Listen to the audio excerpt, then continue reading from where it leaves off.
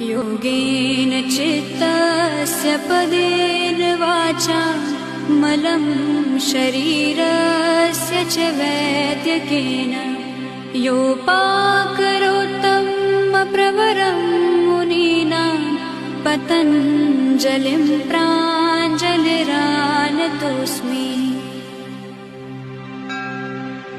योगेन चित्तस्य पदेन वाचा मलं शरीरस्य च वैद्यकेन योपाकरोत्तमप्रवरं मुनीनां पतञ्जलिं प्राञ्जलिरानतोऽस्मि।